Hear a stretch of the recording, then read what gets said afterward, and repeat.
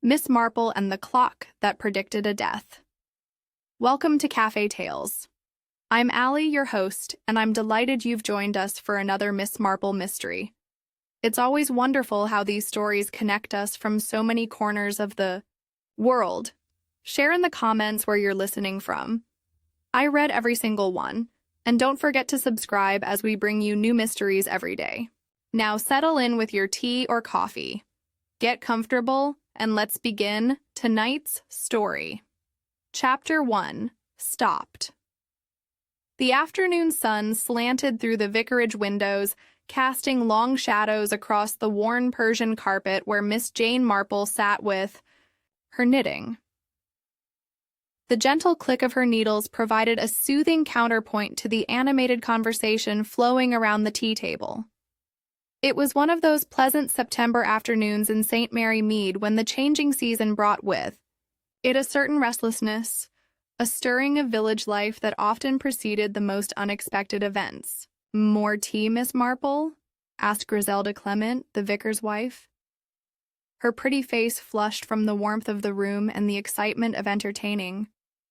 She was still young enough to find genuine pleasure in gathering the village worthies around her tea table, though her husband Leonard often remarked that she collected gossip with the same enthusiasm other women collected china. "Thank you, my dear," Miss Marple replied, setting down her knitting for a moment. "Such a lovely blend. I do believe Mrs. Price has outdone herself with these scones as well." Dr. Haddock, the village physician, reached for another scone with the air of a man who had earned his indulgences through 30 years of tending to the ailments of St. Mary Mead. His weathered face bore the comfortable lines of someone who had seen most of what life had to offer, and found it generally amusing. Beside him, Colonel Bantry's wife, Dolly, smoothed her tweed skirt and glanced toward the window, with a practiced eye of someone perpetually monitoring the weather for its effect on her garden. Inspector Slack, looking somewhat uncomfortable in the genteel surroundings, balanced his teacup with the careful precision of a man more accustomed to handling evidence than fine china. He had arrived only 20 minutes earlier, having finished his business with the Reverend Clement regarding some minor matter of village security, and had been pressed into staying for tea despite his obvious reluctance. "I must say," observed the Reverend Clement, adjusting his spectacles, "it's rather pleasant to have such a peaceful gathering. One sometimes forgets how agreeable life can be when nothing dramatic is occurring." It was at precisely that moment, as if summoned by his words, that Mrs. Emmeline Carter burst through the vicarage door in a flutter of autumn leaves and barely contained excitement.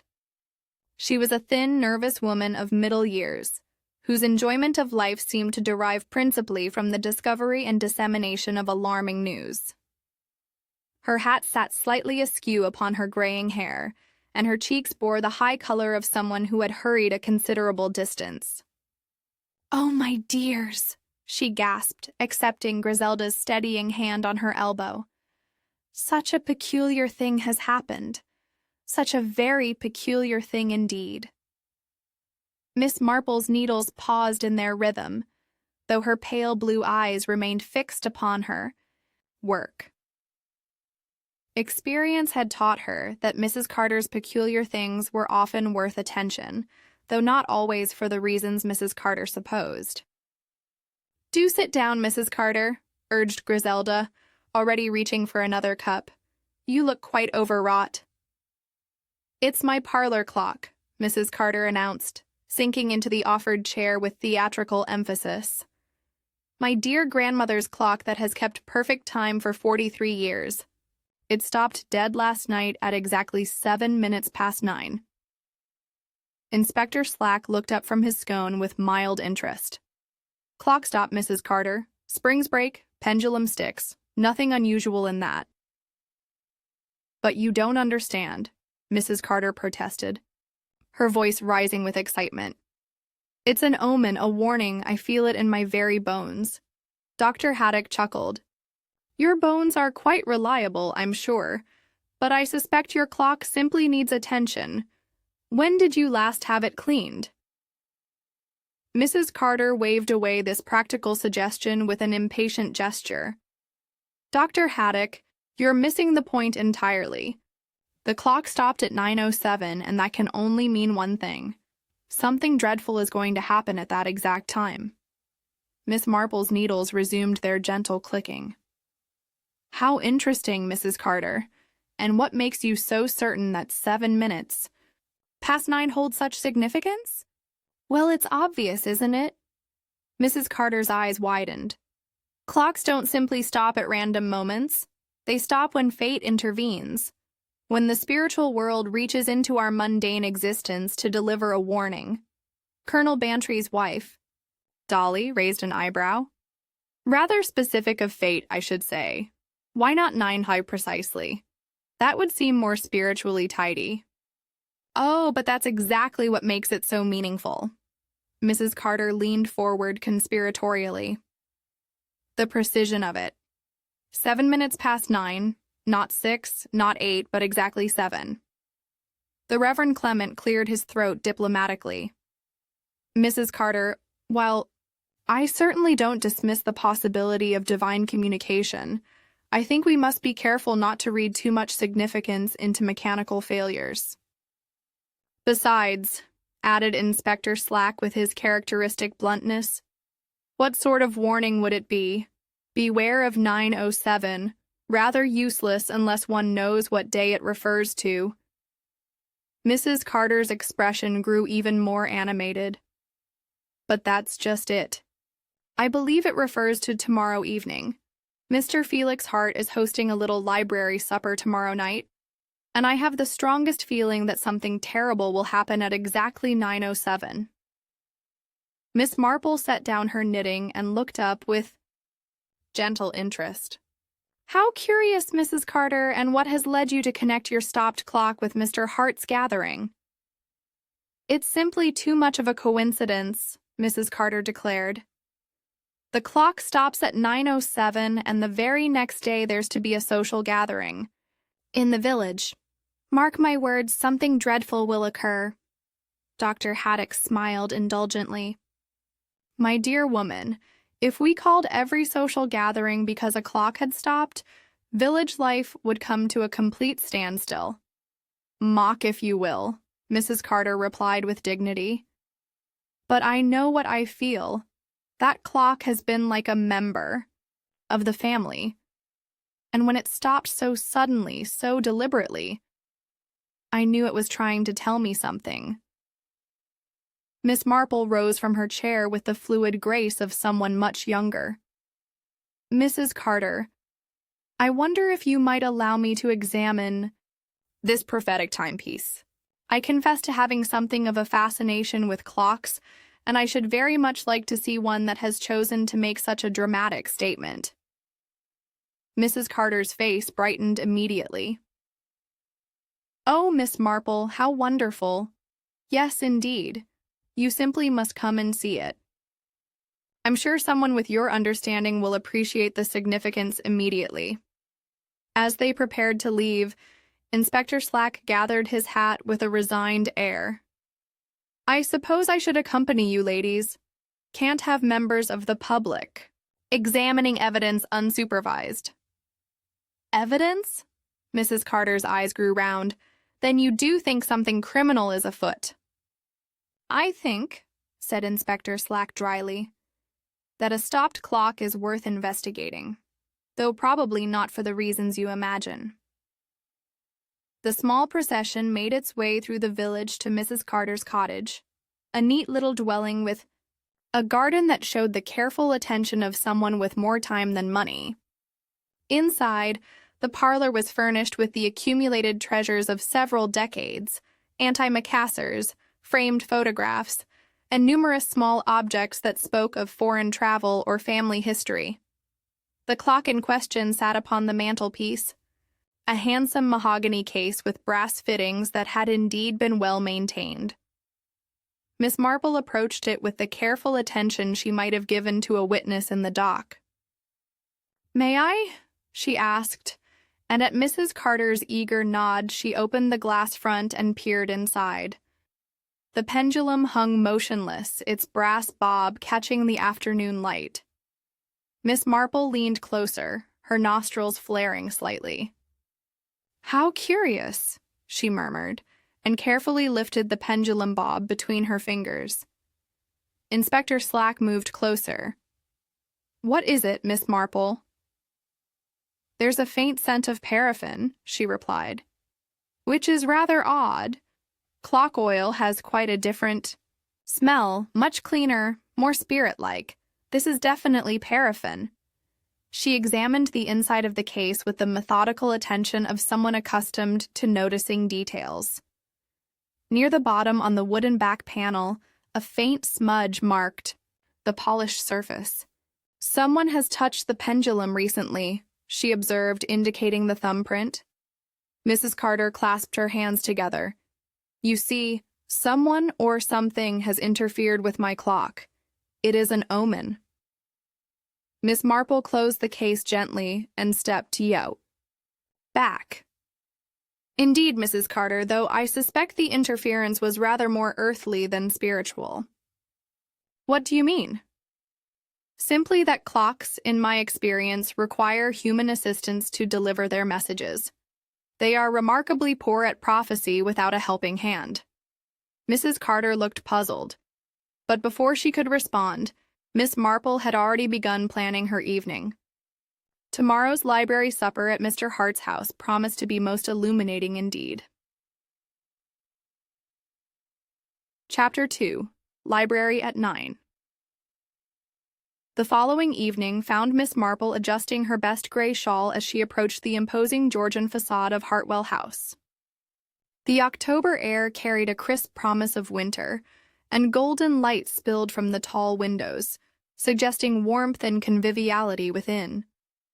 Yet something in the very stillness of the evening seemed a whisper of change, as if the village itself held its breath in anticipation. Felix Hart had extended his invitation to what he termed a small library supper with characteristic precision. The guest list was limited, the menu carefully planned, and the purpose, as far as anyone could discern, purely social. This last point struck several villagers as mildly suspicious, for Hart was not known for his sociable nature. A retired shipping agent with considerable wealth and correspondingly few friends, he maintained his household with the efficiency of a man accustomed to managing complex logistics, but little patience for human complications. Miss Marple paused at the front door, noting the freshly polished brass knocker and the pristine condition of the entrance. Everything about Hartwell House spoke of money carefully spent and discipline rigorously maintained. When the door opened, she was greeted by Miss Lorna Drew, Hart's nurse housekeeper, a capable woman of perhaps 45, whose brisk manner suggested efficiency above all else. "Good evening, Miss Marple," Miss Drew said with professional courtesy. "Mr. Hart is expecting you in the library. May I take your wrap?"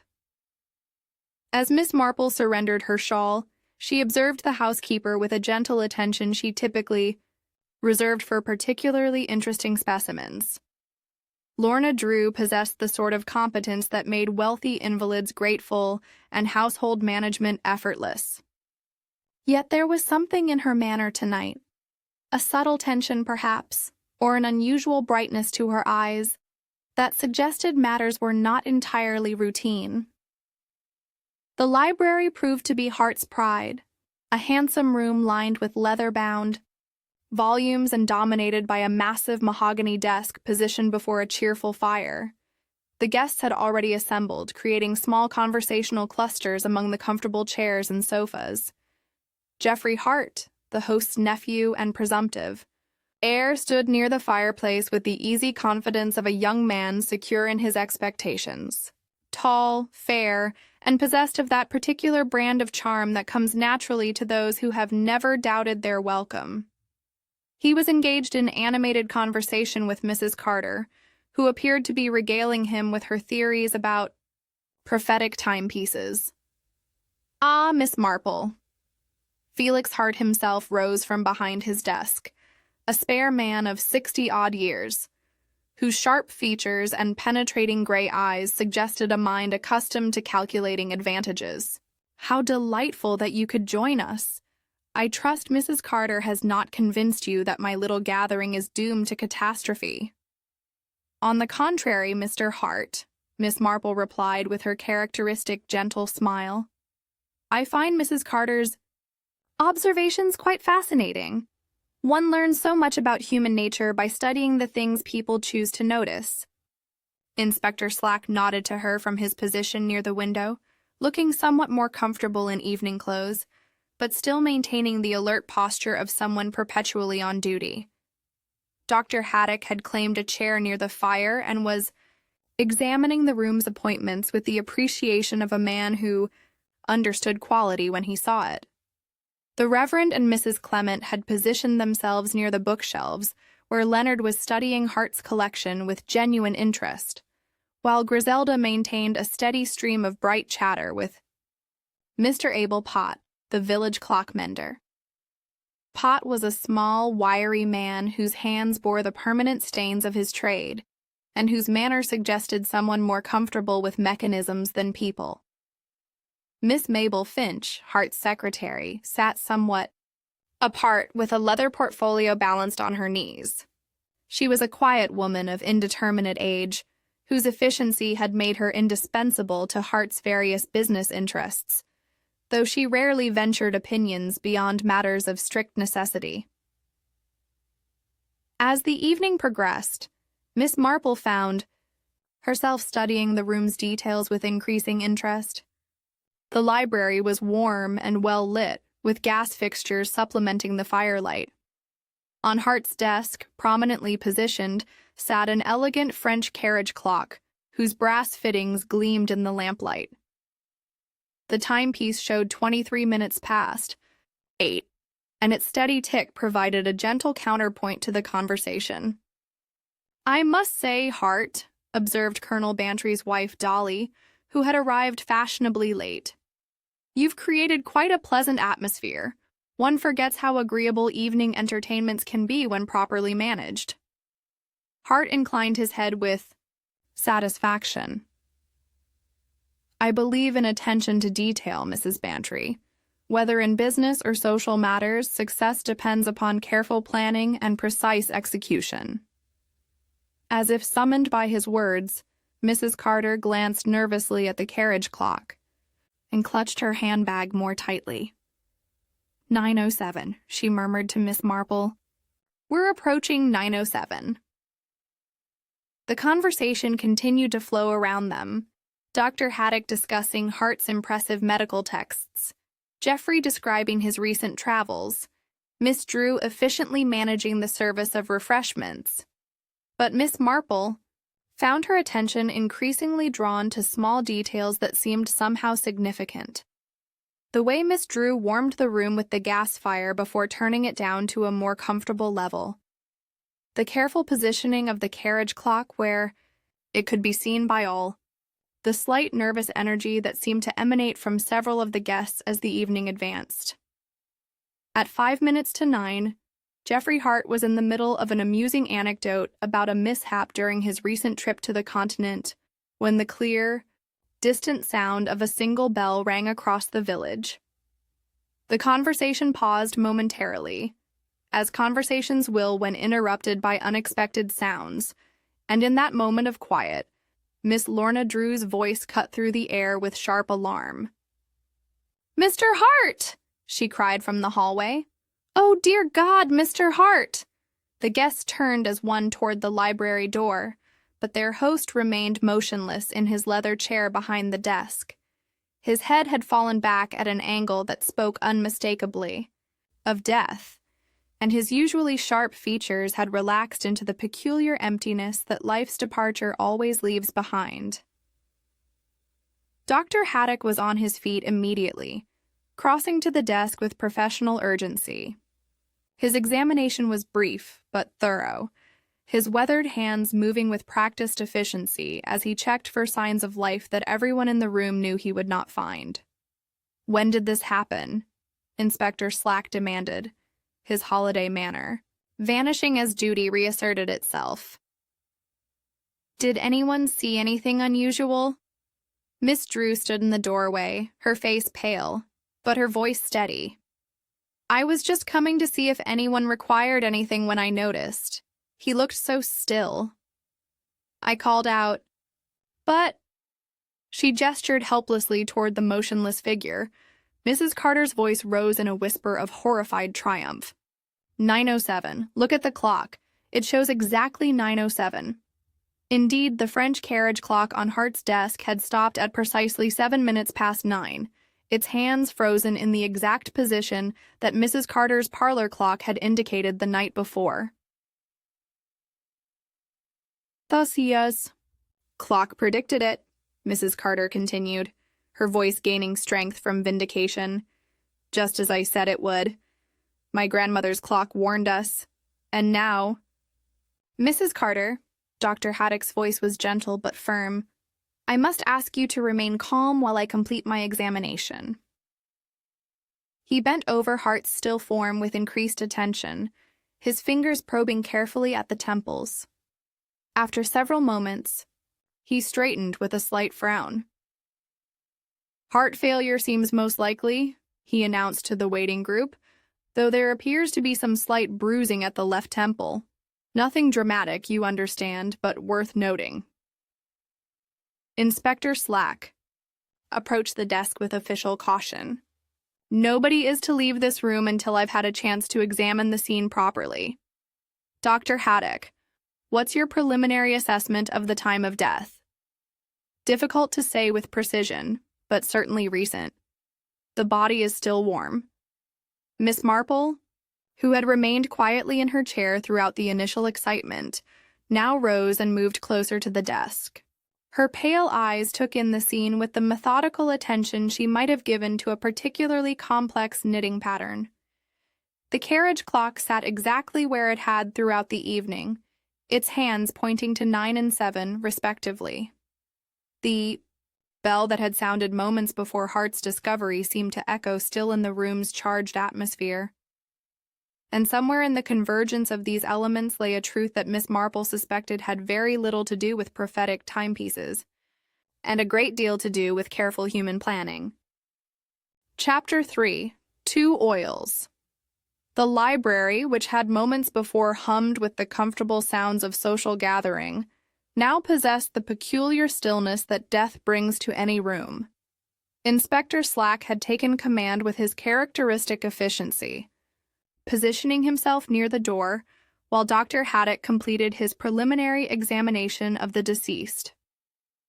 The guests remained clustered in uncomfortable silence, each seemingly lost in private thoughts that the evening's dramatic conclusion had inspired. Miss Marple moved with the quiet deliberation of someone accustomed to observing without intruding. Her knitting bag hung from her arm, forgotten for once, as she allowed her attention to wander about the library with a methodical precision she typically reserved for counting stitches. To the casual observer, she appeared merely to be seeking a more comfortable chair, but her pale blue eyes missed nothing of significance. The scents in the room told their own story, and Miss Marple had always possessed a particularly acute sense of smell. Near Hart's desk, where she'd been invited to examine a first edition of Tennyson earlier in the evening, she detected the clean, spirit-thin aroma that spoke of proper clock oil. It was a precise, almost medicinal fragrance that came from the French carriage clock's escape mechanism, the scent of quality lubricant applied by someone who understood fine timepieces. Yet as she moved closer to the fireplace, her nostrils caught something quite different. Here, mingling with the wood smoke and the faint gas smell from the lighting fixtures, was the unmistakable whiff of kitchen paraffin. It was heavier, more viscous than proper clock oil, and it carried with it associations of domestic utility rather than horological precision. Miss Marple, Inspector Slack's voice cut through her contemplation. I'll need to speak with each of you individually, but for now, please remain seated while I secure the scene. She nodded agreeably and settled into a chair that provided an excellent view of Hart's desk. The surface was remarkably tidy for a working desk, she noted. A leather-bound blotter dominated the center, flanked by an inkwell, a small stack of correspondence, and the French carriage clock that had marked the moment of discovery so dramatically. Beside the clock, almost hidden by its brass base, lay a watch key, the sort used for winding pocket timepieces. It appeared to be freshly placed, for it caught the gaslight with the brightness of recently polished metal. Next to it, folded with military precision, sat a gentleman's handkerchief, bearing the crisp creases of recent pressing. Miss Marple's attention was drawn to the clock itself, and she rose with the careful movements of someone wishing to appear merely restless. As she approached the desk, she noticed a small detail that made her pause. The clock's bell cap bore a distinct smudge of soot, as if someone had handled it with fingers that had recently been near a fireplace. "Fascinating timepiece," she remarked to no one in particular, though she was aware that Miss Drew had moved closer, perhaps drawn by the same magnetic pull that draws people to scenes of drama. "Mr. Hart was very proud of it," Miss Drew replied, her voice carrying the strange quality of someone maintaining composure through effort rather than natural calm. "French from the 1840s. He wound it himself every morning." Miss Marple nodded thoughtfully. "How methodical of him. And the key there, would that be his usual winding key?" "I believe so, yes." The desk drawer directly beneath the clock sat slightly ajar, perhaps an inch or two, creating a dark gap that seemed somehow significant. Miss Marple allowed her gaze to rest upon it, while appearing to study the clock's elaborate face. Inside, barely visible in the shadows, something metallic caught what little light penetrated the opening. "Inspector Slack," she called gently. "I wonder if you might examine this drawer. It appears to be partially open, which seems rather unlike Mr. Hart's usual tidiness." Slack approached with professional caution, producing a handkerchief to avoid disturbing potential fingerprints. The drawer slid open to reveal its contents: papers, pens, a magnifying glass, and tucked into one corner, a tiny steel lever that Miss Marple immediately recognized as an alarm mechanism. "That's the clock's alarm card," observed Mr. Pott, the clock mender, who had been watching the proceedings with professional interest. "Looks like it's been set to the on position." Miss Marple leaned closer, though not so close as to interfere with Slack's examination. "How curious. Would that mean the alarm was intended to sound at whatever time it was set for?" "Yes," Pott confirmed. "Though if the clock was in the drawer with the bell muffled," he gestured helpfully, "well, you'd get nothing more than a dull ting, barely audible unless you were listening for it." The drawer's contents rested upon a layer of white linen, napkins by the look of them, probably placed there to prevent the clock from rattling against the wood. Miss Marple noticed that the linen carried a faint metallic scent that she recognized as Brasso, the brass cleaner that kept Hart's fixtures so brilliantly polished. "Inspector," she said quietly, "might I suggest examining that linen more closely? I believe you'll find it quite illuminating." Slack lifted one of the napkins with careful precision. Clinging to its surface was a single grain of ash, dark against the white fabric, as if someone had opened the drawer after the fireplace grate had been cleaned and disturbed. Miss Marple's attention returned to the gas fire that had provided such pleasant warmth throughout the evening. It was a handsome fixture, brass-fitted like everything else in Hart's precise domain, with multiple jets that could be adjusted for optimal heat. Yet something struck her as peculiar about its current state. "Miss Drew," she inquired with gentle interest, "I noticed earlier how efficiently you manage the room's temperature. Do you always adjust the gas fire during evening entertainments?" Miss Drew's composure flickered slightly. Mr. Hart preferred the library to be warm when guests arrived, then cooler as the evening progressed. I typically light it at dusk and turn it down after everyone has settled." "How thoughtful," Miss Marple replied. "And yet—" She moved closer to the fireplace, her hand hovering near the brass jets without quite touching them. "The metal seems quite cool now, though the room maintains such pleasant warmth." Dr. Haddock, who had been listening while completing his notes, glanced up with interest. "Rather odd atmospheric pressure tonight, I'd say. Rooms often retain heat longer than expected under certain conditions."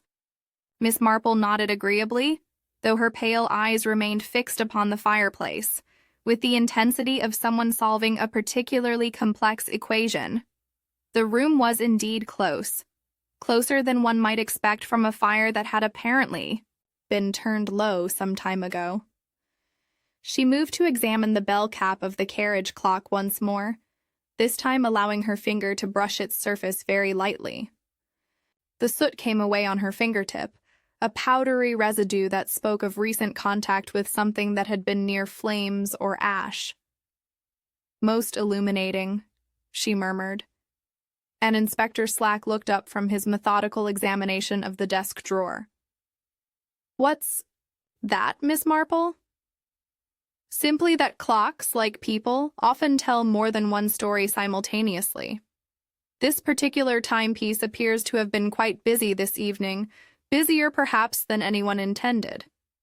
Mrs. Carter, who had remained uncharacteristically quiet during these investigations, suddenly spoke up from her corner chair. "But the prophecy has been fulfilled. 9:07, exactly as my grandmother's clock predicted." Miss Marple turned toward Foy, her with the gentle smile she reserved for particularly innocent observations. "Indeed, Mrs. Carter, though I find myself wondering whether prophecy is quite the proper term for what we've witnessed. Clocks, you see, are remarkably obedient instruments. They do precisely what they're asked to do, exactly when they're asked to do it." "I'm not sure I follow your meaning," Mrs. Carter replied, looking puzzled. "Simply that the most accurate predictions are often those we arrange ourselves," Miss Marple said quietly, her attention already returning to the multiple stories the library's evidence was beginning to tell. Chapter 4. Quiet Alarm. The following morning brought one of those crisp October days that make the English countryside appear particularly well-ordered, as if nature herself had taken special care to arrange every autumn leaf for maximum effect. Miss Marple walked briskly along the village lane toward the police station, her knitting bag swinging gently at her side, and her mind occupied with the various inconsistencies that the previous evening had presented. Inspector Slack had requested her presence at 9 sharp, and punctuality was one of those virtues that Miss Marple held in particularly high regard.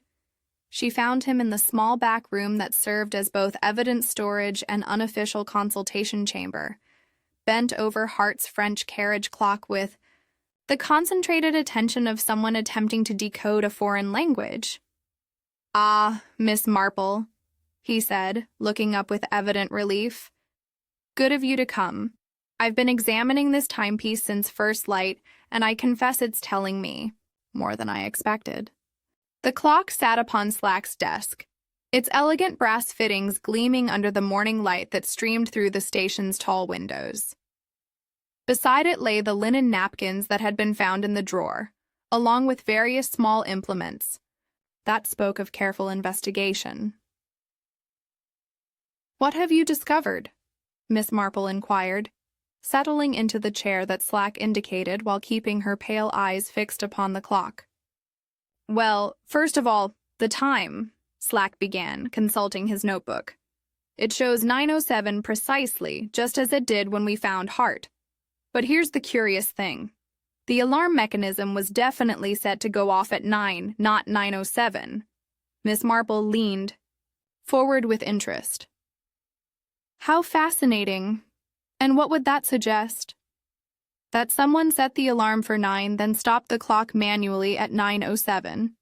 Slack lifted the timepiece carefully, revealing its back panel. "See here, The hands can be moved independently of the mechanism if you know what you're doing.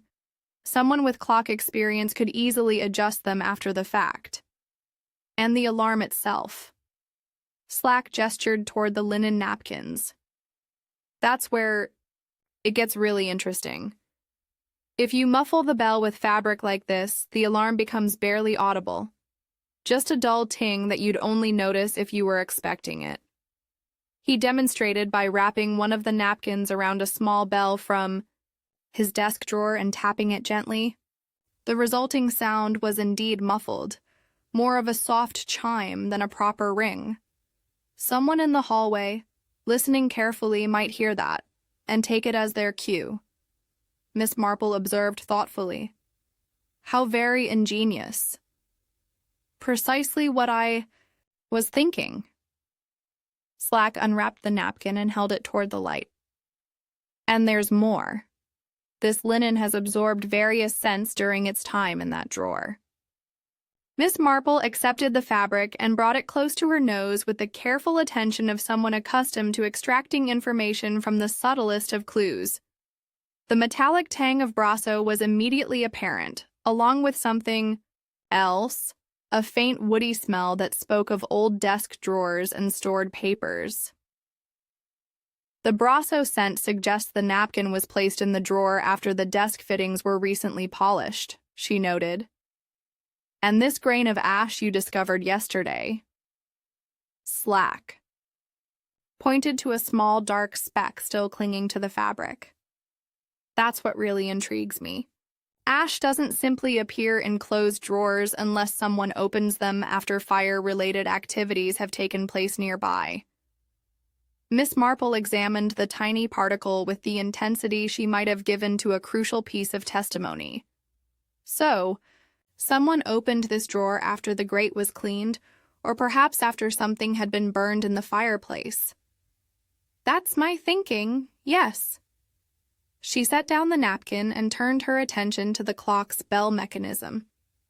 As Inspector Slack had noted the evening before, the bell cap bore a distinct smudge of soot, not the clean ash of a well-maintained fireplace, but the powdery residue that comes from disturbing settled particles.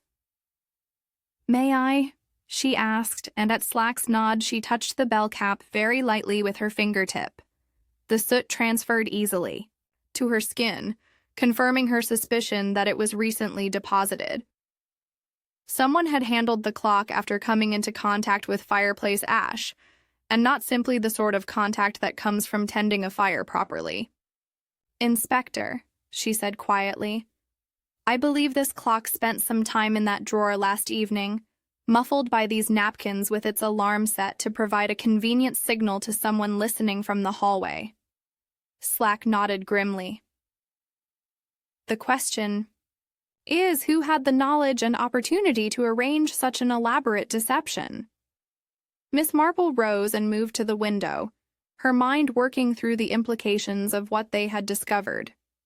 The view from the police station took in most of the village center, including the spire of St. Mary's Church and the roof of Hart's imposing Georgian house. "Someone with access to the library," she mused aloud. "Someone familiar with the household routines and the guests' likely behavior. Someone with sufficient knowledge of clockwork to manage the technical aspects of the deception." "That narrows it down considerably," Slack observed. "Hart's household consists of his nephew Geoffrey, Miss Drew the housekeeper, and the secretary Miss Finch, who comes in daily. Then there's Pot the clock mender, who certainly has the technical knowledge." "And all of them were present last evening," Miss Marple added. "How very convenient." She returned to her chair and picked up the napkin again, this time examining its edges with particular care. The fabric was of good quality, the sort used in well-managed households, and it bore the crisp folds that spoke of careful laundering and pressing. "This linen was recently washed and ironed," she observed. "See how the creases lie? Someone took considerable care in its preparation." "Preparation for what?" for muffling a clock alarm without leaving obvious evidence of tampering. Miss Marple set down the napkin with gentle precision. Whoever planned this deception was thinking several steps ahead. Slack consulted his notebook again. Dr. Haddock mentioned that bruise at Hart's temple. Nothing dramatic, he said, but worth noting. Indeed. And what would you make of that in conjunction with our muffled alarm and precisely timed discovery? That Hart may have died earlier than 9:07, and someone needed time to arrange the scene properly. Time to position the body, set the clock, and prepare for the dramatic moment when the prophecy would be fulfilled. Miss Marple nodded slowly. The single bell we heard from the church. That was rather convenient as well, don't you think? Village bells don't typically ring once at 9:07 unless someone has arranged for them to do so. I'll need to speak with the bell ringers. Slack made a note. See if anyone was scheduled to practice last evening. A wise precaution, Miss Marple agreed, though I suspect you'll find that particular bell was rung by someone with a very specific purpose in mind. She gathered her knitting bag and prepared to leave, but paused at the door with the air of someone who had just remembered an important detail. Inspector, when you speak with the household, you might inquire about the gas fire in the library. Miss Drew mentioned that she typically adjusts it during evening entertainments, yet the jet seemed remarkably cool for a fire that had supposedly been lit at dusk. You think the fire wasn't lit when it should have been? Or perhaps it was lit. Miss Marple's pale eyes held a glint that Slack had learned to associate with significant revelations. Temperature, you see, can be quite as important as time when one is arranging a convincing tableau. Chapter 5. One Bell. Only Miss Marple's afternoon constitutional took her past the Church of St. Mary's, where she paused to admire the ancient stonework and contemplate the mystery of the single bell that had marked the previous evening's dramatic moment. The church stood as it had for centuries, its tower rising against the October sky with a patient dignity that only great age can confer. Yet something about its familiar silhouette seemed different today, as if the events of the previous evening had cast new shadows across even the most innocent of village landmarks. She found Peter Nash in the churchyard industriously raking leaves from among the headstones with the earnest attention that 12-year-old boys bring to tasks they actually enjoy. Peter served as one of the church's boy choristers, and his clear soprano had graced many a Sunday service, though Miss Marple suspected that his interests extended well beyond sacred music into the more adventurous realms that appealed to active young minds. "Good afternoon, Peter," she called gently, settling herself upon the low stone wall that bordered the churchyard. "Such dedication to your duties. I'm sure Reverend Clement appreciates your help with the autumn cleaning." Peter looked up from his raking with the slightly guilty expression of someone who had been caught enjoying what was supposed to be work.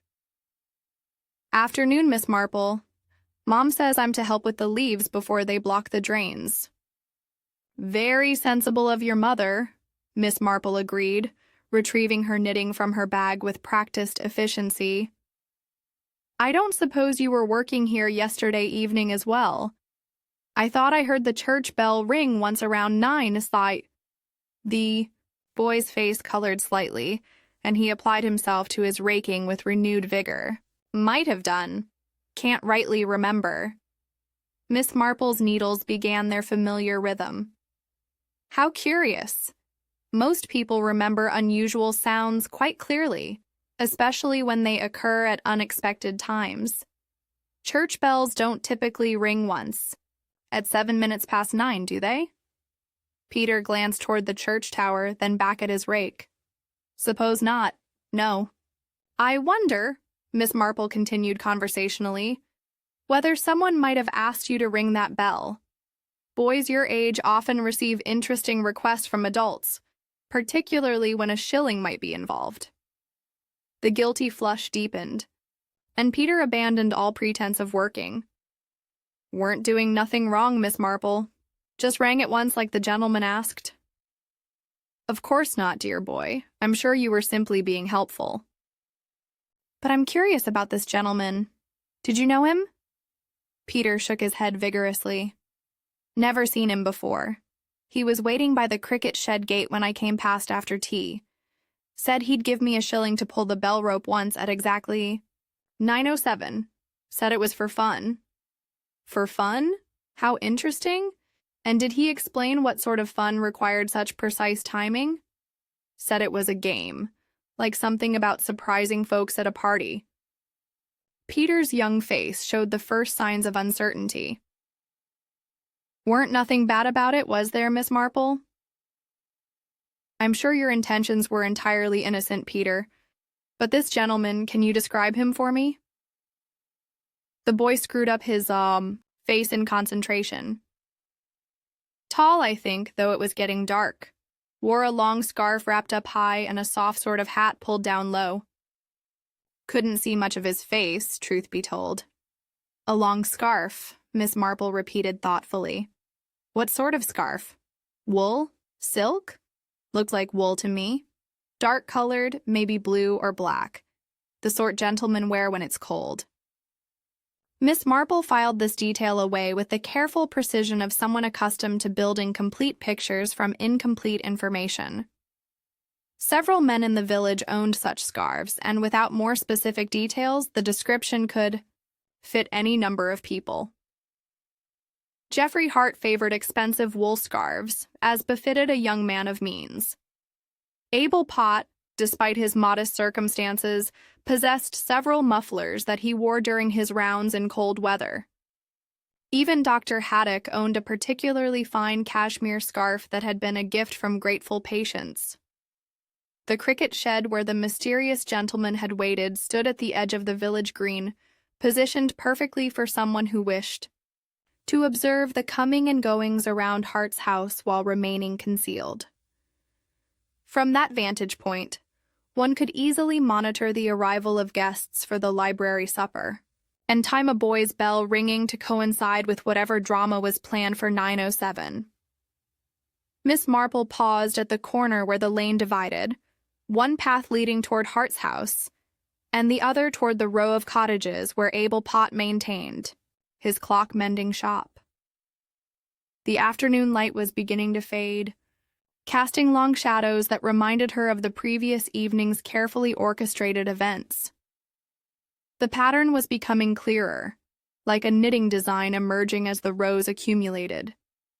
Someone had planned Hart's death with considerable care, creating an elaborate framework of prophecy and coincidence designed to convince observers that supernatural forces were at work. The stopped clock at Mrs. Carter's house, the muffled alarm in Hart's desk drawer, the precisely timed single bell. Each element served to reinforce the illusion that Hart's death had been foretold rather than arranged. Yet questions remained. Who possessed both the technical knowledge required to manipulate the clocks and the intimate familiarity with village routines necessary to orchestrate such an elaborate deception? Who had access to Hart's library and the opportunity to plant evidence without detection?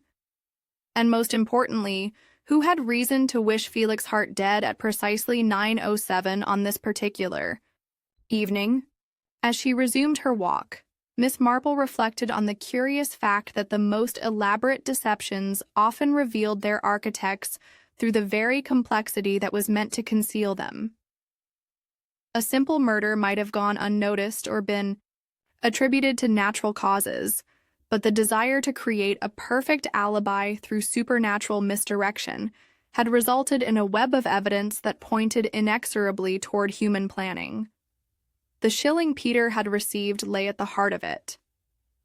Coins could be traced, and Miss Marple suspected that when Inspector Slack examined the financial habits of their suspects, that particular shilling would prove to have come from a very specific source indeed. Chapter 6. Warm, then Cold Doctor. Haddock's surgery occupied the ground floor of a solid Victorian house on the village's main street, its waiting room furnished with a comfortable shabbiness that spoke of decades spent ministering to the ailments of St. Mary Mead.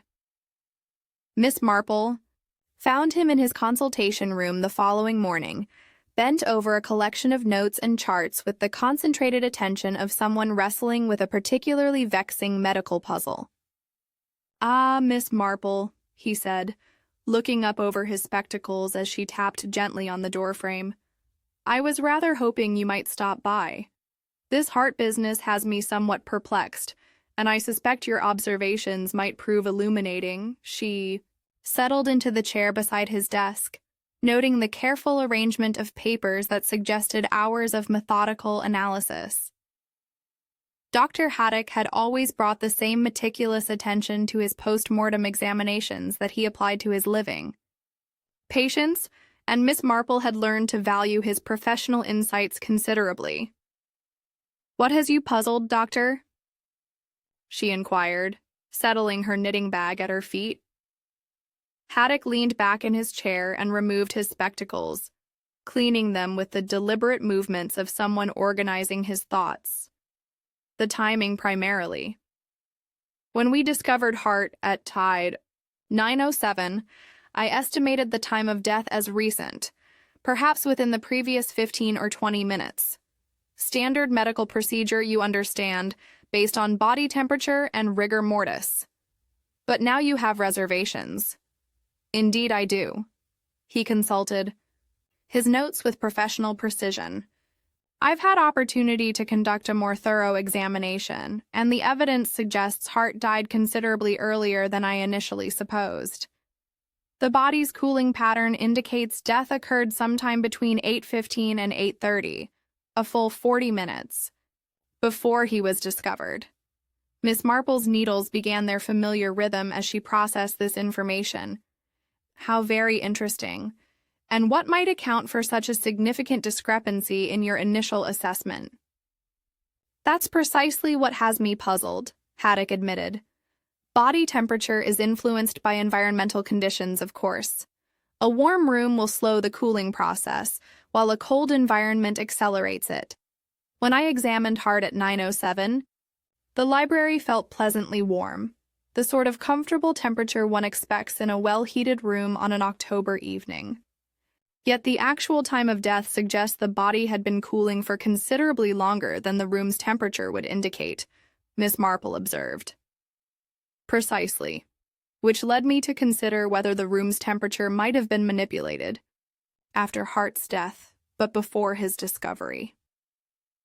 Dr. Haddock, when I examined the library's gas fire the evening Hart died, I noticed that the brass jets were remarkably cool to the touch, despite the room's warmth." Haddock leaned forward with interest. Cool jets would suggest the fire had been turned off sometime earlier, yet the room maintained its temperature. That's rather unusual. Miss Drew mentioned that she typically lit the library fire at dusk, then turned it down as the evening progressed for the comfort of the guests. Yet if the jets were cold by 9:00, the fire must have been extinguished entirely, not merely reduced, which would normally result in a much cooler room, particularly given the size of Hart's library and the October weather outside. Miss Marple retrieved her knitting, but did not immediately resume. Unless, of course, something else had been providing heat to the room, something that was removed before the guests discovered the body. "What sort of heat source are you considering?" "I noticed what appeared to be an irregular dust pattern on the hearth near the gas fire grate. A circular mark as if something round and flat had rested against the brass fittings for some time." "A warming pan, perhaps, or a hot water bottle?" "My thinking exactly." Miss Marple's pale eyes held that particular brightness that indicated a theory taking shape. Something that could provide localized heat to delay the natural cooling process, then be removed once it had served its purpose. Haddock made careful notes as she spoke. "That would certainly explain the discrepancy in my time of death assessment. If Hart died around 8:15 or 8:30 and artificial heat was applied to slow the cooling process until shortly before 9 U's, the body would appear to have died much more recently than was actually the case, Miss Marple concluded. How very convenient. For someone who needed the death to appear to occur at exactly 9:07. There's another element that supports your theory, Haddock added, consulting his papers again. When I examined the library window after Hart's discovery, I noticed an unusual condensation pattern on the glass, the sort that occurs when a warm room is suddenly exposed to cold air, as if someone had opened the window for a brief period, before the body was discovered. Exactly. Perhaps 10 or 15 minutes of exposure to the October evening air would be sufficient to bring the room temperature down to what we observed, while also accelerating the final stages of the body's cooling process. Miss Marple nodded slowly, her mind working through the implications.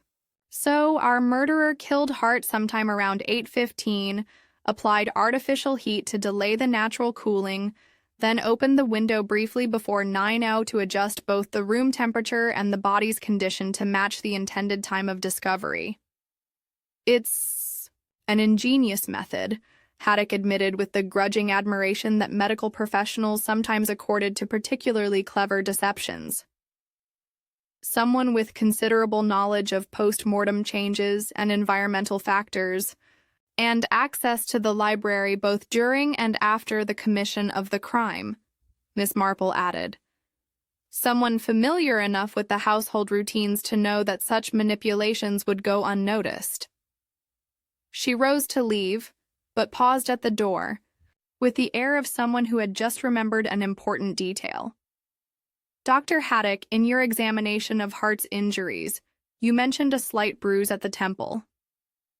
Yes, nothing dramatic, but definitely present, consistent with a blow from a relatively small, hard object heavy enough to cause death. Haddock considered this carefully. If applied with sufficient force, and if Hart had any underlying cardiovascular weaknesses, yes, a sharp blow to the temple can disrupt blood flow to the brain, particularly in someone of Hart's age and constitution.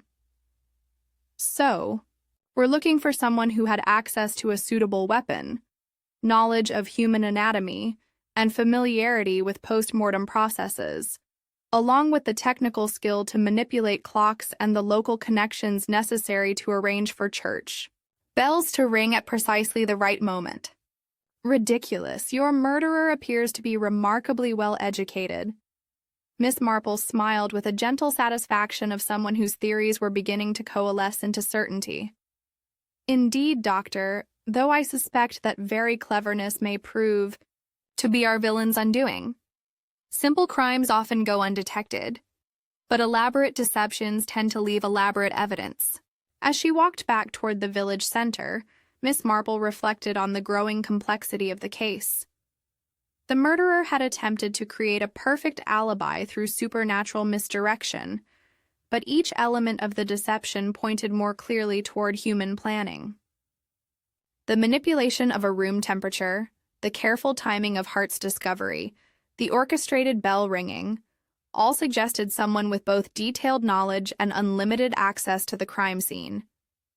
The question now was not whether Hart had been murdered, but which member of his household possessed both the means and the motive to execute such an elaborate plan. Chapter 7. Potts Benchabel. Potts' clock shop occupied the ground floor of a narrow cottage that leaned slightly toward its neighbor, as if the weight of accumulated time had gradually shifted its foundations. The windows were small and deep-set, designed for an era when glass was precious and privacy valued, and they filtered the afternoon light into a golden haze that seemed perfectly suited to the delicate work performed within. Miss Marple pushed open the shop door, setting off a collection of tiny bells that announced visitors with varying degrees of musical harmony. The interior smelled of metal polish, fine oil, and the peculiar mustiness that accompanies rooms filled with mechanical devices of considerable age. Clocks of every description covered the walls and crowded the shelves. Grandfather clocks standing like wooden sentinels, mantel clocks displaying their faces with brass-fitted dignity, and countless smaller timepieces in various stages of repair or restoration. "Afternoon, Miss Marple," Abel Pott called from behind his workbench, where he sat hunched over a particularly intricate movement with a jeweler's loop screwed into his right eye. "Be with you in just a moment. Tricky bit of work here. Mainsprings gone temperamental." Miss Marple settled into the customer's chair and allowed her gaze to wander appreciatively over the shop's contents. Pott's reputation as a clock mender extended well beyond St. Mary Mead, and she could see why. Every visible timepiece showed evidence of meticulous care, and the tools arranged on his bench spoke of both precision and long experience. "Fascinating collection," she observed as Pott completed his delicate adjustment and removed the loop. "I had no idea the village possessed such horological treasures." Pott straightened with the careful movements of someone whose back bore the accumulated strain of decades spent hunched over tiny mechanisms. He was a small, wiry man whose hands showed the permanent stains of his trade, oil embedded so deeply in the skin that no amount of washing could remove it entirely. "Been at this work 40 years, he said with quiet pride. "Started as apprentice to old Mr. Whitmore when I was barely 14. Learned on movements like these, proper craftsmanship, not like the modern rubbish they're producing nowadays." Miss Marple nodded appreciatively.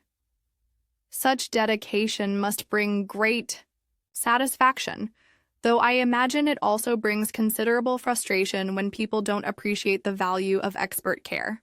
Pott's expression darkened slightly. "That it does, Miss Marple. That it most certainly does. Some folks think clockwork maintains itself, or that any ham-fisted amateur can perform delicate repairs. I don't suppose you're referring to anyone in particular." "Well," Pott glanced toward the window that faced the direction of Hart's house, "can't say I'm surprised that Felix Hart met his end when he did. Man had no appreciation for proper craftsmanship, unless for paying his debts promptly." Miss Marple's knitting needles emerged from her bag as if by instinct. "He owed you money. 3 and 15 shillings for overhauling that fine regulator in his dining room," Pott replied with obvious irritation. "Beautiful piece. 1840s German movement with original ebony case. Took me the better part of a week to clean and regulate it properly, and what thanks do I get? 'Send me the bill,' says he, and then acts as if I'm imposing when I request payment after 2 months. How very inconsiderate." "Inconsiderate doesn't begin to cover it." Pott moved to his workbench and began organizing his tools with the precise movements of someone releasing tension through familiar activity. Worse than that, though, was his housekeeper. Miss Drew, she calls herself. Came around here regular as clockwork, if you'll pardon the expression, telling me how to do my work. Miss Drew offered you advice on clockwork. Advice? More like instructions, and wrong ones at that. Pott picked up a small bottle of clock oil and held it toward the light, checking its clarity. Kept insisting I should use household oil for everything. Paraffin, she suggested. Said it was cheaper and just as effective. Imagine paraffin in a fine movement. How shocking, Miss Marple murmured, though her tone suggested she found the information more illuminating than appalling. I take it you explained the difference between proper clock oil and household substitutes. Tried to, but she wouldn't listen. Oil is oil, says she. No point spending money on fancy preparations when paraffin does the job just as well. Told me that's what she'd been using on Hart's smaller clocks, and they kept perfect time. Miss Marple's pale eyes grew particularly bright. She'd been servicing Mr. Hart's clocks herself. So she claimed, said Pott. said there was no need to bring every little timepiece to me when she could handle the routine maintenance. Pots? Expression conveyed his professional outrage. Housemaids who smear paraffin everywhere and think they understand precision mechanisms. It's enough to make a man weep. On his workbench, Miss Marple noticed, lay the tools of his trade arranged with military precision.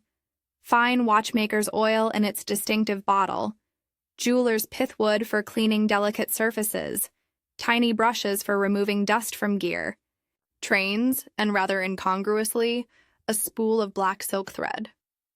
"What an interesting collection of materials," she observed.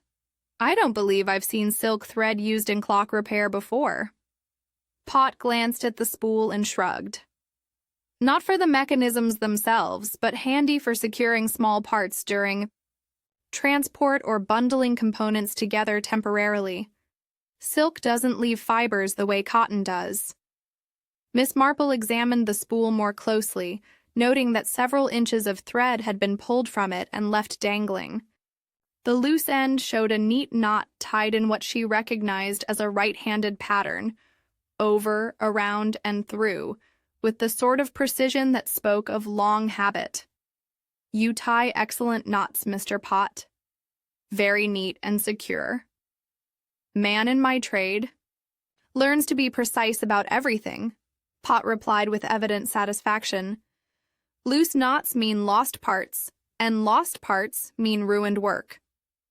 As they spoke, the shop door chimed again, admitting Miss Lorna Drew with an armload of packages and the brisk efficiency that characterized all her movements.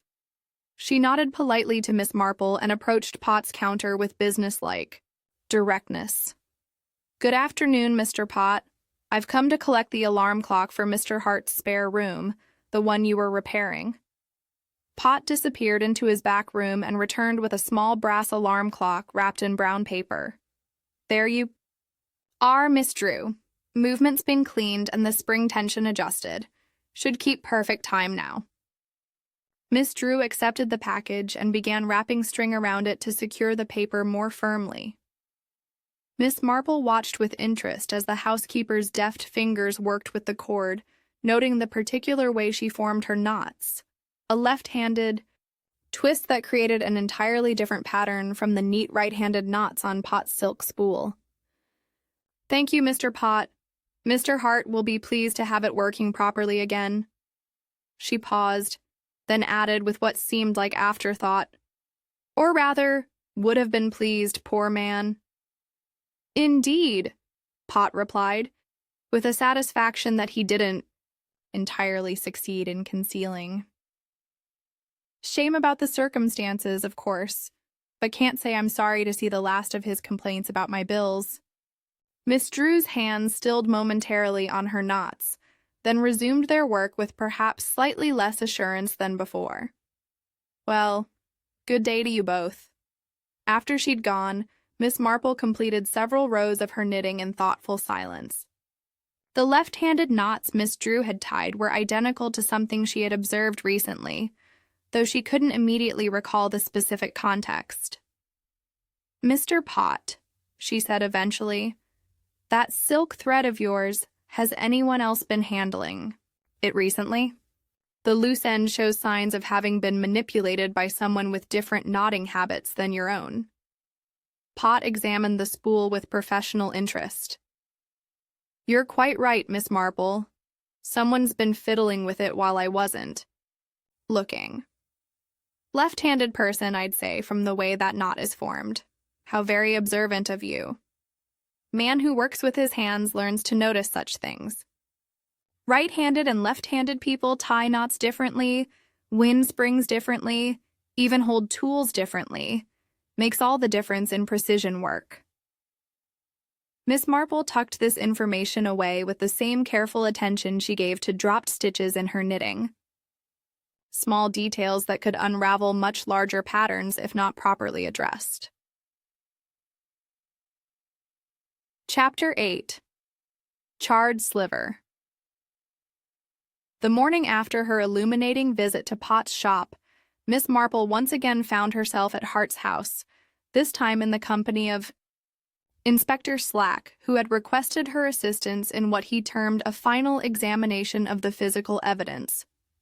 The library, stripped now of its evening warmth and social atmosphere, possessed the stark quality that rooms acquire when they have been the scene of dramatic events. Sunlight streamed through the tall windows, revealing details that the previous evening's gaslight had concealed in shadow.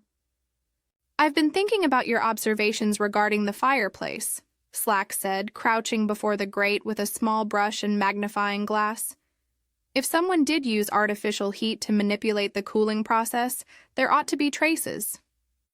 Miss Marple settled into the same chair she had occupied during Hart's final evening, her knitting bag at her side, and her attention focused upon the cold hearth. The brass fittings gleamed in the morning light, their surfaces bearing the circular dust pattern she had noted previously, the mark where something round and warm had rested against the metal. "The evidence should be quite specific," she observed. "Whatever provided the additional heat would have left more than just a dust pattern." Slack worked methodically through the ashes and debris in the grate, his trained eyes searching for anything unusual among the ordinary detritus of a well-maintained fire. After several minutes of careful examination, his brush encountered something that made him pause. "Hello, what's this?" He lifted a tiny fragment of wood from among the ashes, a sliver so small it might have been overlooked entirely if not for the careful scrutiny. "Miss Marple, would you mind having a look at this?" She accepted the charred fragment with the gentle precision she might have used to examine a dropped stitch. The wood was burnt almost beyond recognition, but at one end, barely visible, a small bead of some waxy substance clung to the carbonized surface. "How very interesting," she murmured, bringing the fragment closer to her nose. "This appears to be paraffin." "A paraffin on a piece of burnt wood?" "Indeed, and such a specific application, too." Miss Marple held the fragment up to catch the light. "See how the paraffin forms a distinct bead at the tip.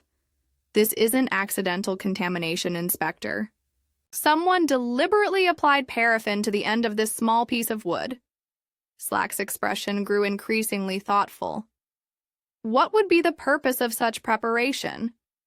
"Well," Miss Marple replied, settling back into her chair, "paraffin has several useful properties. It burns cleanly, it provides lubrication, and when applied to a small implement, like a splinter of wood, it could serve to stop a delicate mechanism, say a pendulum, without leaving obvious traces of interference. You think this was used to stop Mrs. Carter's clock?" "I think it's entirely possible. A paraffin-tipped match or splinter carefully inserted into a clock mechanism would halt the movement without causing permanent damage. And when the evidence was no longer needed, it could be disposed of in any convenient fireplace," Slack concluded grimly, "leaving only the faintest trace for someone clever enough to look for it." Miss Marple nodded approvingly. "Someone with considerable knowledge of both clock mechanisms and evidence disposal. Someone who planned this deception very carefully indeed." They were interrupted by the sound of footsteps in the hall, and Miss Drew appeared in the doorway with her characteristic efficiency, carrying a tea tray laden with cups and a steaming pot. "I thought you might appreciate some refreshment," she said, setting the tray on Hart's desk with practiced ease. "Such tedious work you're doing, and so early in the morning." "Most thoughtful, Miss Drew," Miss Marple replied warmly.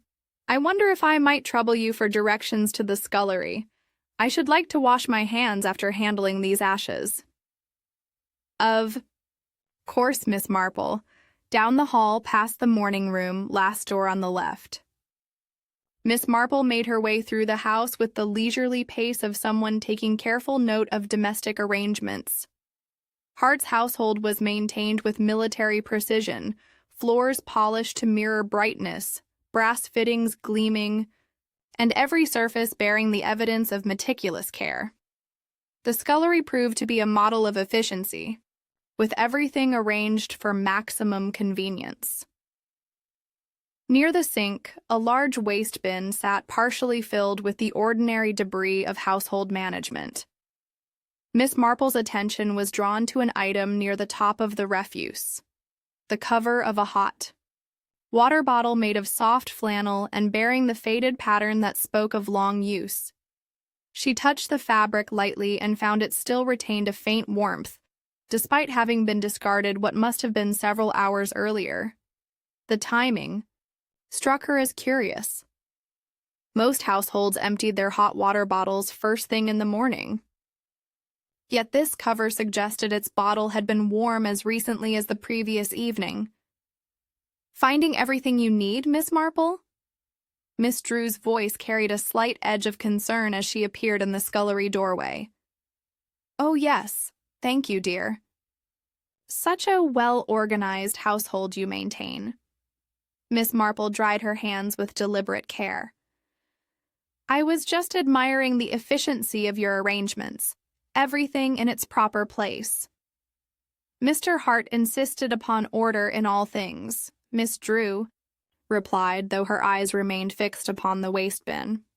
"He said, 'Precision in small matters led to success in large ones.'" "How very wise. I imagine you'll miss such clear direction." Miss Drew's expression flickered momentarily. "Indeed, it will be quite an adjustment for all of us." As they returned to the library, Miss Marple found herself reflecting upon the various small discoveries the morning had produced. The charred splinter with its telltale paraffin bead provided clear evidence that Mrs. Carter's clock had been deliberately stopped. Warm hot water bottle cover suggested artificial heat had indeed been applied to Hart's body to manipulate the apparent time of death. And Miss Drew's nervous attention to the waste bin indicated she was well aware of the significance of such evidence.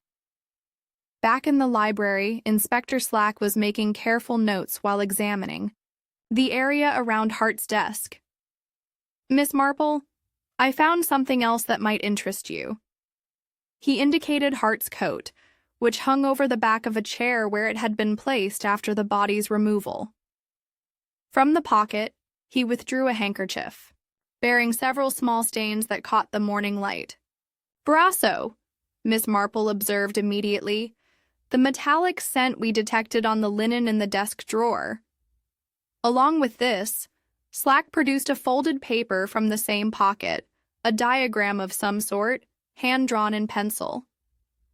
Miss Marple studied the sketch with growing interest. It appeared to be a rough plan of the church bell tower, complete with measurements and notations about rope placement and timing mechanisms. "How very thorough of someone," she murmured, "though I suspect this diagram has been planted rather than genuinely belonging to Mr. Hart. What makes you think so?" "The drawing style primarily. Hart was a shipping agent, a man accustomed to precise, technical drawings and professional documentation. This sketch has the informal quality of someone with less experience in technical matters." She paused, studying the paper more carefully. "However, it serves admirably as evidence suggesting that Hart himself arranged for the bell to ring at 9:07. How convenient for someone wishing to deflect suspicion." Slack nodded grimly. "We're dealing with someone who thinks several steps ahead." "Indeed," Miss Marple agreed, folding her knitting away as she prepared to leave.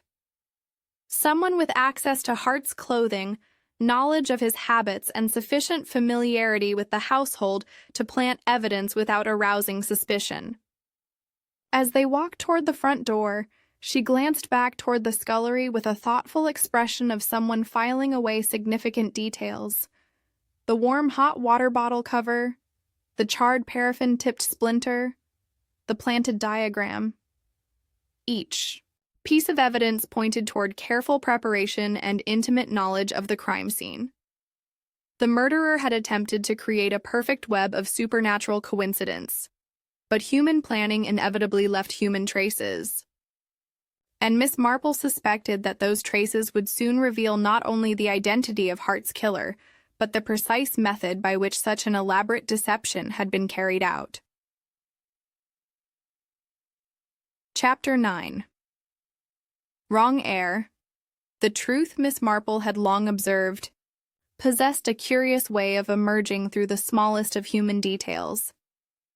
As she sat in her cottage parlor the following afternoon, piecing together the final elements of Hart's murder, she reflected that the most elaborate deceptions often unraveled through the very habits their architects thought too insignificant to conceal.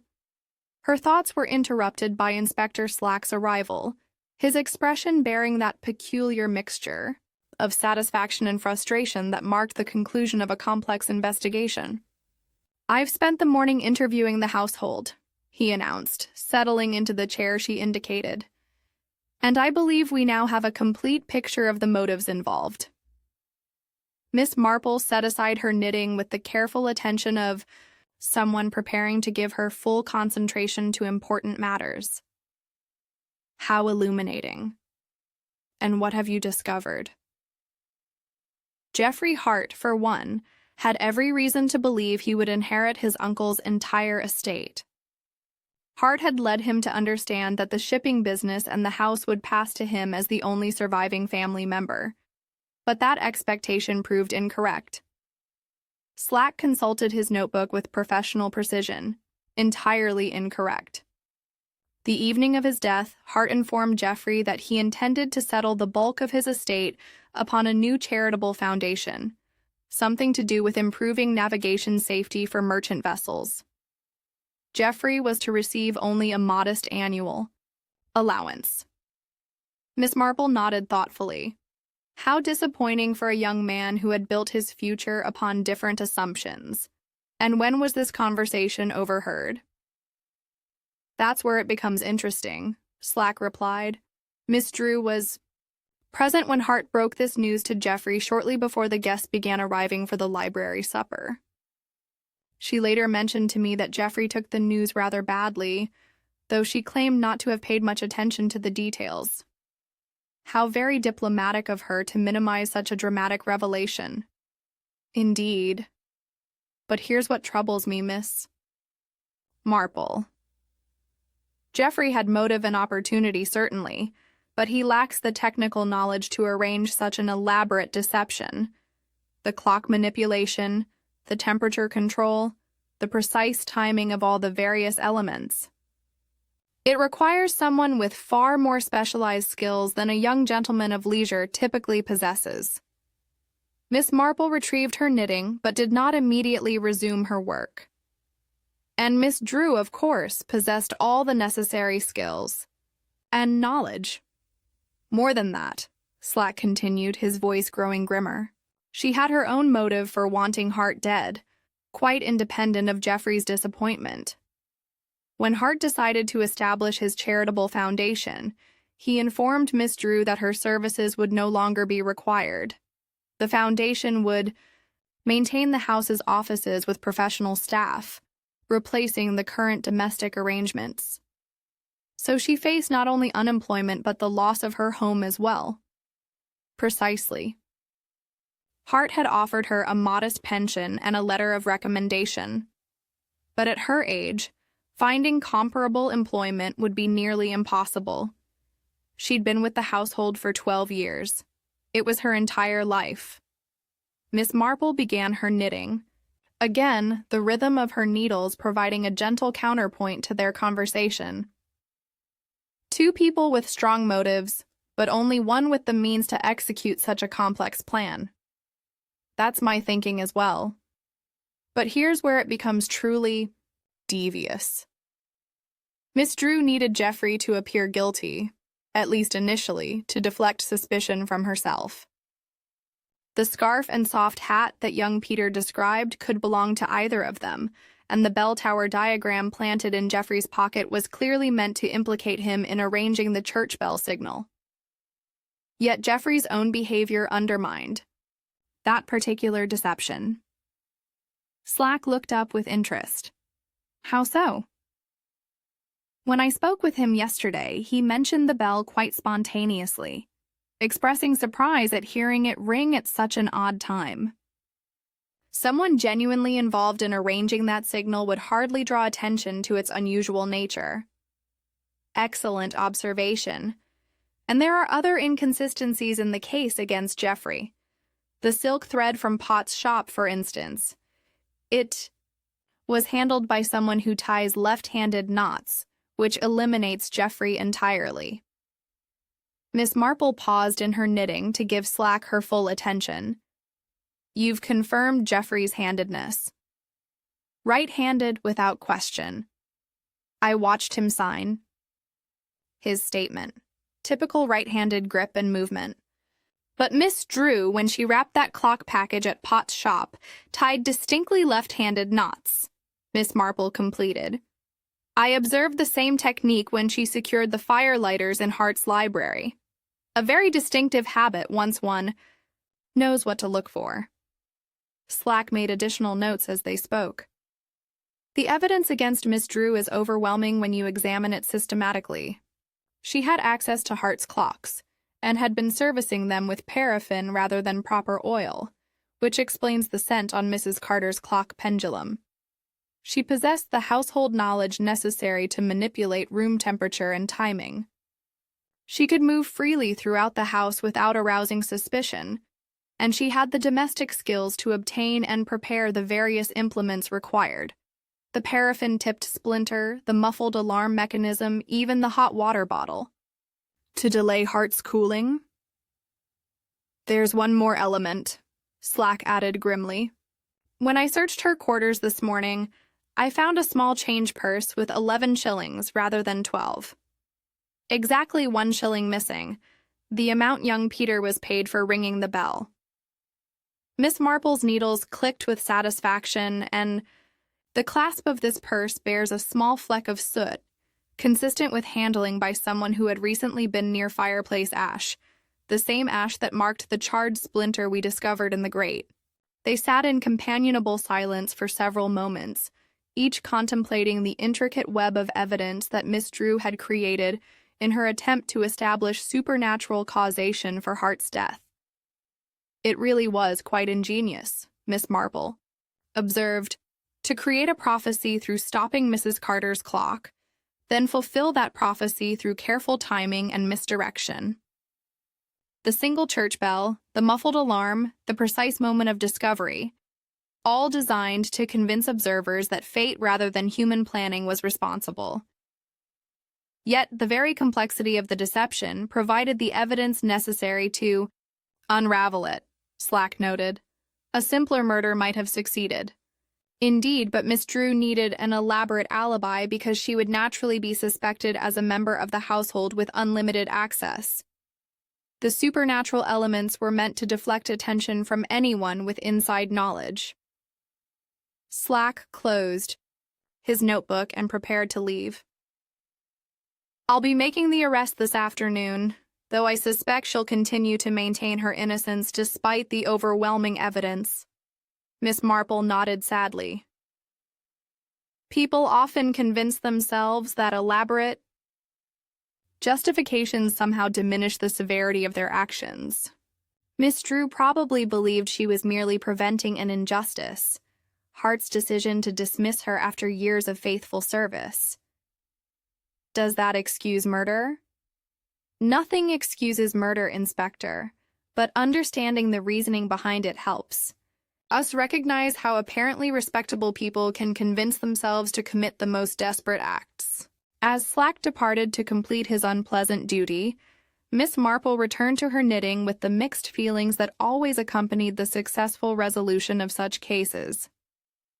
Justice would be served, but at the cost of destroying lives that might have been lived honorably under different circumstances. The elaborate clockwork of Miss Drew's deception had failed not because of any single error, but because human planning, however clever, inevitably left human traces. And those traces, when properly interpreted, told stories far more revealing than their creators ever intended. Chapter 10. Prediction. explained. The drawing room at the vicarage had never witnessed such a solemn gathering. The October afternoon light slanted through the tall windows, casting long shadows across the assembled group, as Miss Marple arranged her knitting with the careful precision that those who knew her had learned to associate with significant revelations. Mrs. Clement had provided tea, though few had touched their cups, and the usual comfortable atmosphere of village social gatherings had given way to the tense expectancy that precedes the resolution of serious matters. Inspector Slack stood near the fireplace with the formal bearing of official duty, while Dr. Haddock occupied his customary chair with the thoughtful expression of someone reviewing medical evidence. Mrs. Carter sat rigidly upright, her hands clasped tightly in her lap, while the Reverend Clement maintained the composed demeanor that his calling demanded even in the most trying circumstances. Geoffrey Hart appeared pale and shaken, the confident bearing of a young gentleman having given way to the uncertainty of someone whose assumptions about life had been fundamentally challenged. Beside him, Abel Pott fidgeted with his hat, clearly uncomfortable in such elevated company, but determined to see the matter through to its conclusion. At the center of this gathering sat Miss Lorna Drew, her usual efficiency replaced by a stillness that spoke of resignation rather than composure. Her capable hands rested quietly in her lap, and her eyes fixed upon some distant point, as if she were already viewing her circumstances from the perspective of memory rather than immediate experience. Miss Marple began with the gentle deliberation that characterized all her important pronouncements. We have gathered to discuss the death of Mr. Felix Hart, which occurred 3 evenings ago under circumstances that initially appeared to fulfill a supernatural prophecy. I believe it's time to explain how that prophecy was actually arranged, by very human means. She lifted her knitting and allowed her pale blue eyes to rest briefly upon each person present before continuing. The foundation of this deception was laid the night before Hart's death, when someone stopped Mrs. Carter's parlor clock at exactly 7 minutes past 9. This created the omen that would later appear to be fulfilled with such dramatic precision. Mrs. Carter shifted uncomfortably in her chair. But my clock had never stopped before, Miss Marple. Surely that proves it was a genuine warning. On the contrary, Mrs. Carter, your clock was stopped deliberately by someone who understood both clockwork mechanisms and the value of establishing supernatural precedent. Miss Marple's needles moved with steady rhythm as she spoke. The paraffin scent we detected on the pendulum bob and the thumbprint inside the case provided clear evidence of human interference. She paused to complete a row of stitches before proceeding. The method was quite simple. A small splinter of wood tipped with paraffin to provide lubrication was inserted into the clock mechanism to halt the pendulum at the desired time. The paraffin prevented damage to the delicate parts while ensuring the clock would stop precisely when intended. Inspector Slack stepped forward slightly. We found the remains of that splinter in Hart's library fireplace, a charred fragment with paraffin still visible at one end. Miss Marple nodded approvingly. The evidence was disposed of in the most convenient location, though not quite thoroughly, enough to escape detection. This brings us to the evening of Hart's death itself, which was planned with considerably more complexity than the simple stopping of Mrs. Carter's clock. Geoffrey Hart looked up with obvious confusion, but surely the timing was pure coincidence. Uncle Felix collapsed at exactly 9:07, just as the prophecy indicated. "I'm afraid not, Mr. Hart," Miss Marple replied gently. "Your uncle died sometime between 8:15 and 8:30, nearly 40 minutes before he was discovered. The apparent timing was achieved through careful manipulation of both the room's temperature and the positioning of the library's French carriage clock." Dr. Haddock leaned forward with professional interest. The post-mortem cooling pattern confirmed this earlier time of death. Someone used artificial heat to delay the natural cooling process, then removed that heat source shortly before the body was discovered. Precisely, Doctor. We found evidence of this in the form of a hot water bottle cover, still warm when discovered, in the scullery waste bin the following morning. Miss Marple's voice remained calm and methodical as she continued. The murderer used the heated bottle to maintain body temperature artificially, then opened the library window briefly to chill both the room and accelerate the final cooling process. She turned her attention to the carriage clock's role in the eye deception. Meanwhile, the French carriage clock was prepared with equal care. Its alarm was set for 9 tighter, and the timepiece was placed in Hart's desk drawer, muffled with linen napkins to reduce the sound to a barely audible signal. A signal for what? The Reverend Clement inquired.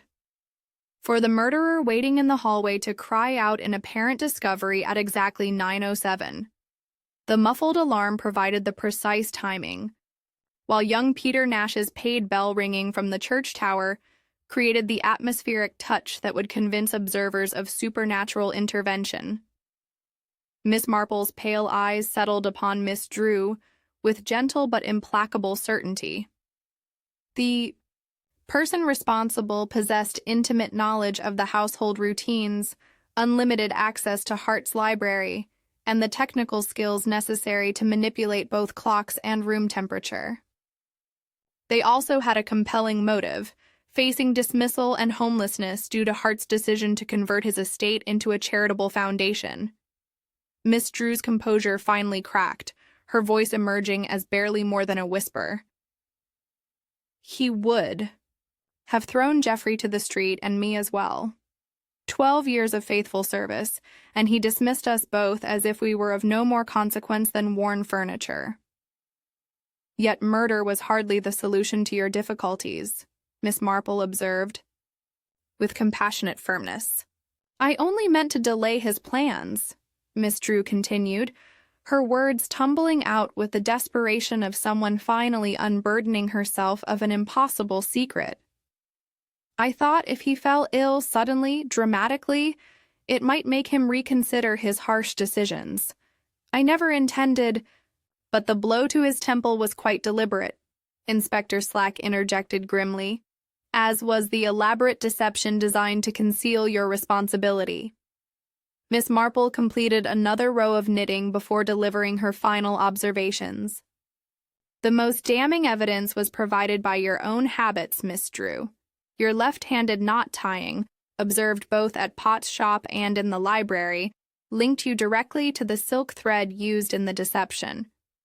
The missing shilling from your church bazaar purse, bearing soot stains from your fireplace work, paid for Peter's bell ringing. And your familiarity with Hart's clocks, maintained with paraffin rather than proper oil, explained how you could manipulate Mrs. Carter's timepiece without arousing suspicion. She set down her knitting and looked directly at the defeated housekeeper. Most revealing of all was your casual mention of Mrs. Carter's clock having a gonging mechanism. Yet that particular timepiece has no striking mechanism whatsoever. Only a ting-tang repeat that sounds when the cord is pulled. Only someone who had actually examined the clock's interior would make such a specific error. The room fell into complete silence as the weight of accumulated evidence settled upon the gathering. Miss Drew sat with her head bowed, the fight finally gone out of her, while Inspector Slack prepared to fulfill his official duties. Miss Lorna. Drew, Slack announced with formal gravity, I arrest you for the murder of Felix Hart and for perverting the course of justice. As Miss Drew was led away, Geoffrey Hart turned to Miss Marple with obvious distress. I feel somehow responsible. If I hadn't been so obviously disappointed about the inheritance. You were guilty only of natural human reactions to disappointing news, Miss Marple assured him gently. Miss Drew's actions were her own choice, however understandable her desperation may have been. Later, as the gathering dispersed into the gathering dusk, Mrs. Carter approached Miss Marple with an expression of confused vindication. But my clock did save the village, didn't it? It provided the warning that solved the murder. Miss Marple smiled with the tolerant affection she reserved for life's innocent ironies. Your clock certainly played a crucial role, Mrs. Carter, though not quite in the way you imagined. I don't understand. Your clock stopped, my dear, but it was Miss Drew who went on to create an elaborate web of deception that ultimately revealed her own guilt. Miss Marple gathered her knitting bag with quiet satisfaction. Clocks, you see, do not predict the future. People arrange it. And in this case, that arrangement provided exactly the evidence needed to ensure justice was served.